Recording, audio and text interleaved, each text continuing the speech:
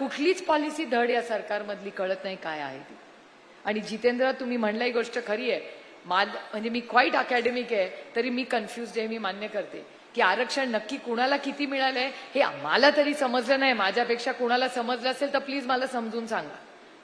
कारण का मला समजून घ्यायचा हा विषय की नक्की त्या गॅजेटमधून कुणाला मिळाले मत, कुणाला आरक्षण मिळणार आहे, कुणाला सर्टिफिकेट मिळणार आहे का नाही मिळणार आहे, नुकसान झालंय का नाही झालंय, कुणाला माहितीये का? तुम्ही सगळे मोठ्या संख्येने इथे बसलेले आहात. कुणाला हात वर करून छाती ठोकून सांगू शकता की हो मला कळलंय हा प्रश्न, सर्टिफिकेट मिळणार आहे नाही मिळणार आहे?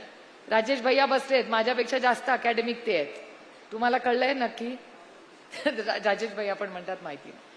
मला ते गॅजेट माहितीये पण ते इतकं कन्फ्युजिंग. आणि त्यानंतर अजून त्याच्यात तुम्ही म्हणलं तसं की आता बंजारा समाजाची एक वेगळी मागणी, आता त्याचं काय करणार?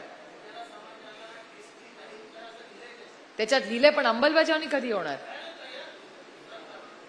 त्याच्यामुळे नक्की या राज्यात काय चाललंय हे मला तरी माहिती नाही.